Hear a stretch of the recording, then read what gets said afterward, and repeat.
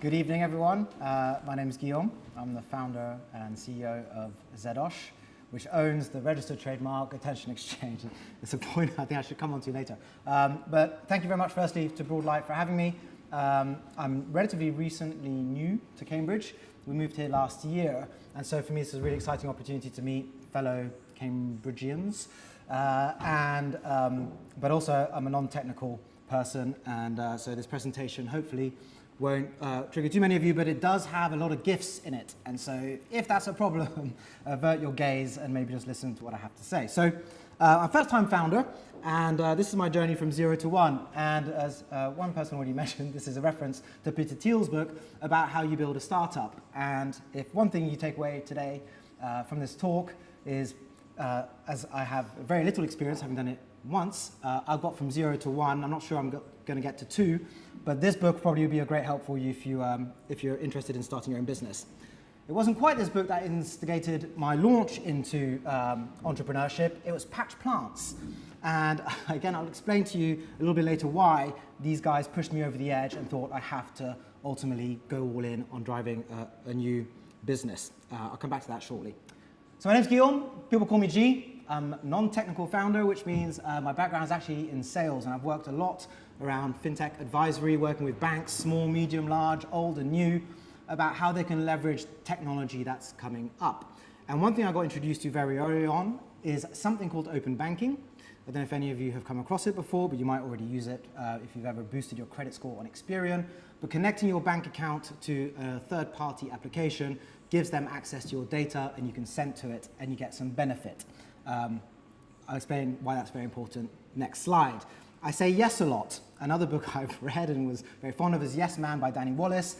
And that means that generally speaking, if a challenge is put in front of me, I'm an optimist, I see the positive outcome, and I think that's important when you're thinking about doing a business. You're going to encounter a lot of no's. So get ready to keep saying yes and bouncing back. Never done one before, never written a line of code, and nonetheless, I've launched a fintech ad tech startup. What have I built? So it's an app called Zedosh today, and our audience download the app, connect their bank account to it. They give us explicit permission to see their last 3 years of transactions. And they do that because we match them with hyper-relevant advertising content that's relevant to their spending, not their browsing. They do that because we pay them, or the brand pays them, directly into one of their bank accounts for their attention. It's a $400 billion market. Today, Google and Facebook benefit from it. We think it was a time that consumers benefited from the value of their attention. So how did it come about? It had this little light bulb going off in my head, and I thought, this idea isn't a bad one. But why did that come about? And I don't know if many of you spend time on social media. I used to before I founded this business and came off it. But advertising sucks, right? No one likes advertising. In fact, people pay a premium to not be advertised to. And that seems bananas to me. Why is it that advertisers, brands, spend billions interrupting us to the point where we think we'd pay to get away from them? What? Why does that happen? And I don't think necessarily it should be that way. Good user experience and good advertising aren't mutually exclusive, I believe. One example I'll just point out here is that young lady in the middle there. She's advertising an independent girls' school to me in the middle of Wiltshire. At the time, I still am actually childless as far as I'm aware, I was thinking about why did I just see this advert? And ultimately I was with my father-in-law at the time, and I was looking to sell my house, a little two-bed place in West London, very pokey. I thought, what can I afford elsewhere? So I looked on Zoopla, and I found a castle with turrets. And he said, it must be in the middle of nowhere, check for schools. And he's a father of 3 young girls, and so that was a forefront of his mind. And that was it. The internet basically classified me as a father in Wiltshire, ready to spend enough money to put my children through independent schooling. All those facts are wrong. I've got no money, no children, and don't live in Wiltshire. And that's just one example amongst countless, and it sucks. So I didn't get it. I just didn't understand why advertisers kept pumping billions and billions and billions into this hyper, bloated, inefficient marketplace. Why don't they just advertise based on my spending behavior instead? And open banking lets that happen. So that was the idea, and I think that's the first thing you need to come up with if you're going to go from 0 to 1. It's a pretty decent idea. But then you've got to make sure that the timing's right. They always say timing's everything. And again, I felt as time went on, I've had lots of ideas. This was the one idea that I had that I thought I might have legs, but the timing was right. Coming back to our friends Patch Plants, I spent a couple of £100 buying some plants and they got delivered to my house. And they come with human names if you've ever had patch plants. And the whole experience is really quite pleasant. I felt very positively about my engagement with patch plants. Until, for the next 3, maybe 4 months, they literally harassed me, targeted me. Every website I visited, every banner was filled. Patch plants, patch plants. Fuck off, patch plants. I'm a customer. Why don't you know? Why aren't you talking to me like you care? Offer me a replacement for the ones that have already died, right? Like, offer me fertilizer, a new pot, something different, no better. And this was really, again, just reinforcing the fact that I knew the amount of data that social media and advertising platforms were collecting. Why was my experience so negative? Why did I go from positive to negative 180 for a brand? And why was that okay for patch plants? And then the social dilemma came out. We're just entering now lockdown 1, for those of you who remember it. And social dilemma came out on Netflix and basically said what we all know: social media platforms collect our data and are built specifically in a way that is intrinsically specifically designed to tap into your most basic carnal instincts. They tap into your dopamine behaviors, they give you divisive content. The more you look into it, the more you tag, like, get excited, the longer you're spending on there. And guess what? We're all the commodity guys. We're the product, and we're being sold to advertisers. And so to Facebook and social media platforms, it doesn't matter what's on there as long as you're on there. We've seen obviously the very tragic case recently of Molly Russell, who the coroner's report concluded that actually it was an active part, her social media behavior and the access that she had to content, that led to her committing suicide. And yet the only source of revenue for these platforms is advertising, right? There's a problem. And thankfully, depending on how you want to put this, Apple recognized it and decided to give users the ability to opt out of being tracked. So those of you with an Apple phone, Android are apparently about to release something similar. It's called ATT, App Tracking Transparency. You can opt out, and everybody is, which poor old Facebook means they've had a bad year. Right? And it's not just because of ATT. Ultimately, the point is young people aren't on Facebook as much, but their core model is under massive threat from increasing privacy. It's, I'm sure, no coincidence that Apple's advertising revenue has increased $2 billion this year as a result. So people are profiting from our privacy, but the point was that the timing seemed to be pretty much a perfect storm, right? And there I was facing this massive wave of big tech, and I thought, we're going to take these guys on. We're going to go for it. There's lots of to benefit from being successul. And so I thought, well, how do I do that? I've never written on a code. I know a little bit about open banking. I've got some smart friends. I use something called proto.io, which is a free tool as far as I'm aware. There's probably a subscription at some point. But I prototyped my basic fundamental idea, which the timing of which was accurate. And the main thing about my experience, it's kind of an Instagram of adverts that paid you, was, ta-da, you get paid in your bank account directly. And that was like the aha moment for me. Why doesn't money go directly into your bank account? You're connecting it.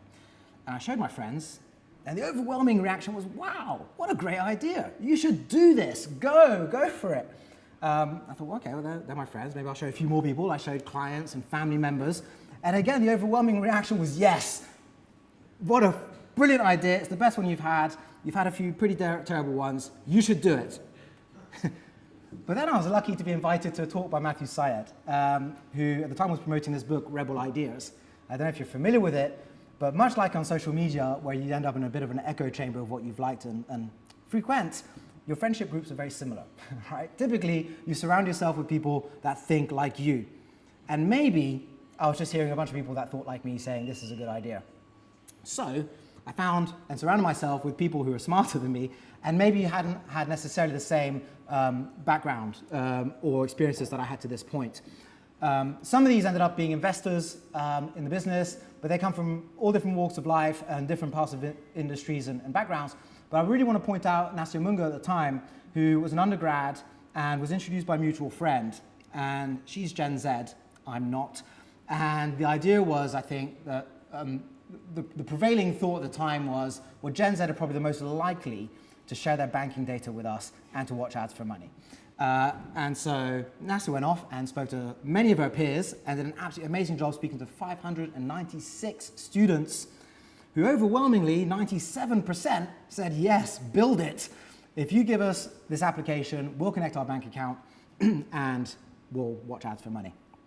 What we also did at the time, this is back to 2020, wrote this white paper that really explained to anyone who was interested why we thought this was a good idea and why the timing was right. And if anything, that just helped all of this reinforce this idea that we're actually onto something that was worth taking further. So our light bulb is now ready to be lit, but to light a light bulb, you need cash. And you need actually a lot of it. And this gentleman looks pretty frivolous with money, but it's actually a pretty important point, is that the people that you get to invest in your business at the very beginning must be willing to lose all of it. It is highly likely you will lose their money, not through lack of effort or trying or want, but if you go to family members where whatever it is you're asking for is a stretch, you are asking the wrong people and you're on a road to disaster. So find people who can quite literally throw the money, because it's a gamble. But also be careful, because there's lots of people out there who will take a whole bunch of your pie for relatively little cash. Right? There's something that we came across a lot of, is something called a venture builder.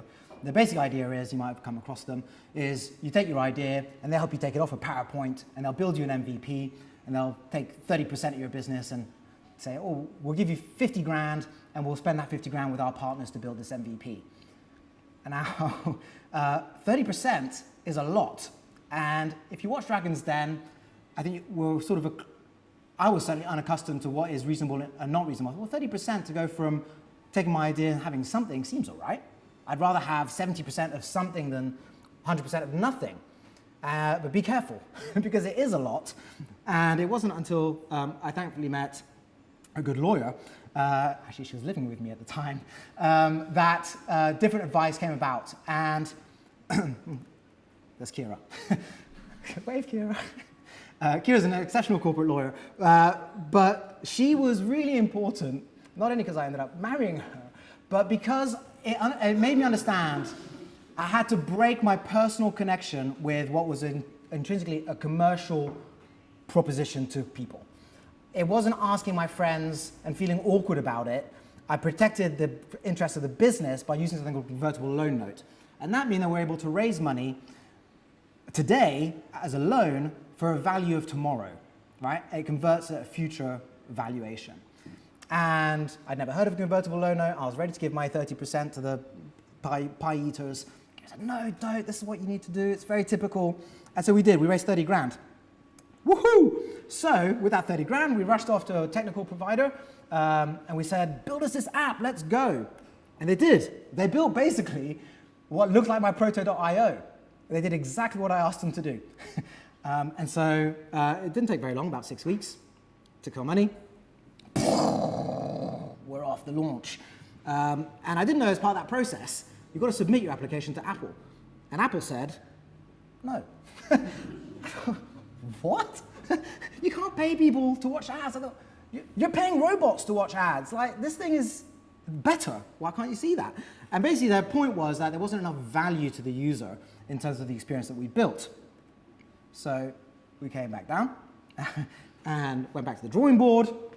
And instead of spending more money on developing a different version, really important, and definitely part of the 0 to 1 book by Peter Thiel, we prototyped what might be the next version of the experience. So Matt McBride, who was part of my circle of very smart people, ended up investing and is now a director, quickly mocked up what a plus experience would look like.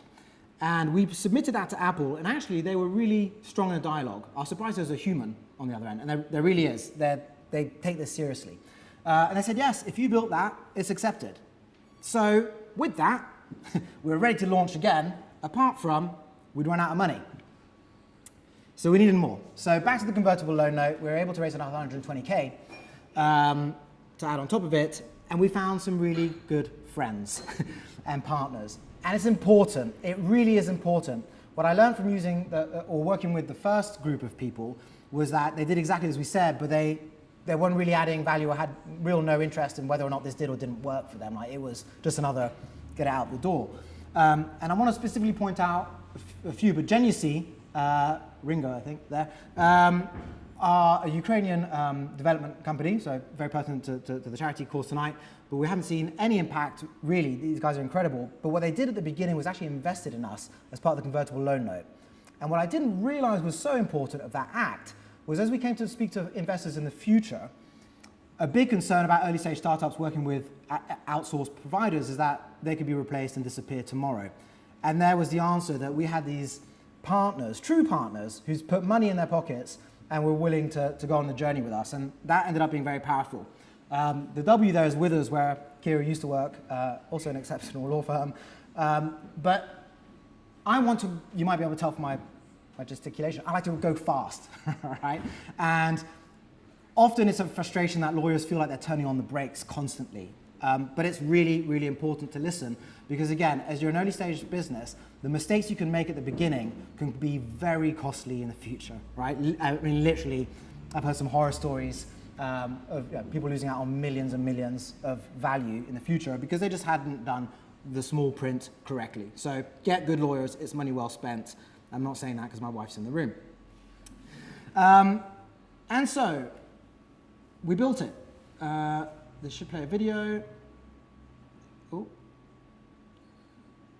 it won't.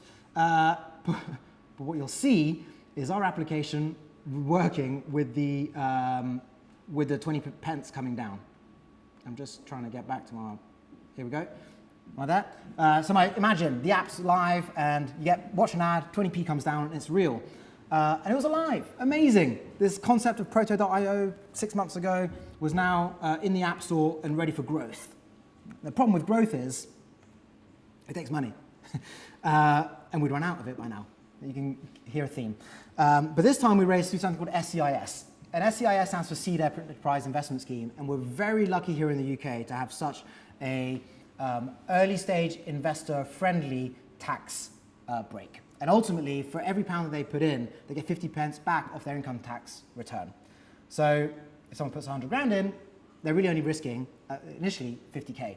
It makes it almost a no-brainer for early stage investors.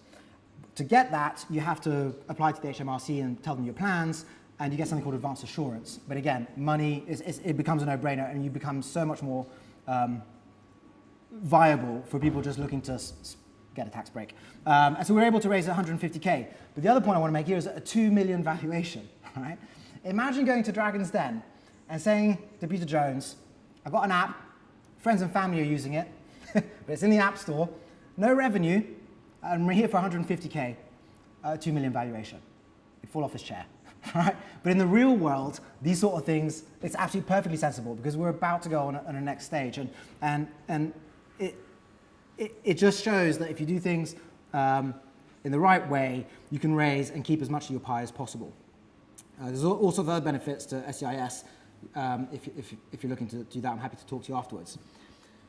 What happened next is that we needed some strangers to use our app, right? People I hadn't met, people I hadn't phoned and spoken to, and my auntie, and say, join our application. And that wasn't so easy either, because growth of finding strangers to download an application that connects to their bank account is a bit weird. And so we tried a whole bunch of different approaches. And the test ultimately that proved fruitful for us is that we used influencers. We didn't want to pay social media for the obvious reasons, but influencers are a trusted source to young people. And they said, I've downloaded this app, you're being monetized by Google and Facebook, and this app just paid me money, here it is going into my bank account. And Kira will remember fondly, but I was refreshing our dashboard, and every second, like 15, 20, 30 new people, we were going to town. And that was great, but we've got a two-sided marketplace, and now we need adverts. So to get them more adverts, I decided to make a pretty bold decision. And having loosely consulted Kira, and this is a really important part that there is another half to your life potentially. I resigned from my wonderful stable job, put the house on the market, and leapt into the unknown. And actually, with Kira's blessing, what I leapt into was something called the Valley of Death. And the Valley of Death, for those of you not familiar, is where you've got initial traction, but you're not quite VC money ready, but you're also kind of beyond the angel money ready. And it's a really dangerous place to be. And not many people make it out. And I'm not sure we've made it out yet. We're sort of, yeah, we're on the up. But what definitely kills people in the Valley of Death are dragons. This is your burn rate, everyone. And your burn rate is, of course, with increasing scale, your costs go up. And that was a major shocker for me, that Amazon, having given me tens of thousands of money in credits to build my business, all of a sudden stopped giving me credits. And what? I have to pay you. And there's an invoice. And yeah, the costs started going through the roof. I mean, from like 0 to 5, 10, 15K. And that's a lot in infrastructure. So that went up, but nonetheless, what we'd achieved in that process is managed to get our app Zedosh to the top 20 of the App Store charts above more household names like Binance, Coinbase, and others. And that was proof, I thought, that we had the ability to scale, and surely now VCs would come bashing down my door. They didn't. In fact, this chap just didn't turn up, and we're running out of time. So, and time goes quickly. And so I was now trying to sell frantically to these brands, saying, this is obviously the answer to all the problems you're facing. Why aren't you buying it? And I realized that I was trying to sell them the building that turns into a robot that earlier Tom Hanks didn't get. They just didn't get it. And without them getting it, meant that the VCs weren't seeing the kind of traction on the other side of our market to give us a couple of £1 million. So we came crashing back down to earth a little bit. And then we had to pivot. And this is why we're the Attention Exchange and not just Zedosh. What we realized was that actually what we built was a super smart matching engine that understands consumers' purchasing behaviors and what they're likely to intend to buy next. And it just happened to be served through an app called Zedosh. So the whole business said, okay, well now we just need to build an API around our engine, and any app can advertise and monetize their audience in this way, which is fair, transparent, and far superior. You no longer have to compromise your UX to advertise. Users will click into a separate tab to watch ads. Your primary thing can remain primary. And this time then, we decided to race through a bridge round to get us out of that valley of death. Really super instrument, something called an advanced subscription agreement. It's eligible for EIS relief, which is 30% back, and we're 280K out of 500. But what I've learned in this process is that it's drip-fed bits of money into us, and we've already spent it by the time it comes in, right? So we've raised 10 grand, 50 grand, 80 grand tickets, but I'm already paying Amazon and others for fees they've already bought us, already invoiced us for. And so I thought, well, okay, we're not going to get VC money anytime soon. We're definitely onto something. We just need to sort of live long enough for the world to realize and cookies to be replaced and the prevailing winds to move in our direction. We better make our own lemonade.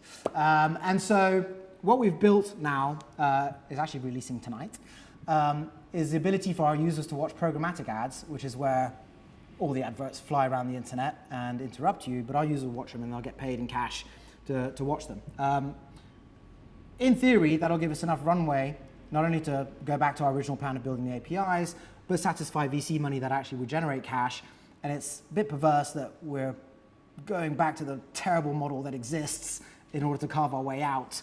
But I promise we will carve our way out, because our big vision is that actually you'll be able to log into any digital space in the future with your data backpack that's connected to your bank, and advertisers will pay you to get access to your attention. We're not there yet. Where we are at the moment is somewhere between world domination and certain death. That's where we are currently. And so to conclude, get a good idea, make sure the timing's right, surround yourself by smarter people, find a good lawyer, find investors who are willing to part and lose cash, be ready to pivot. When the timing's right, jump. You have to at some stage. There's never a right time. Go all in. Be careful of your burn rate. It will catch up on you and burn you.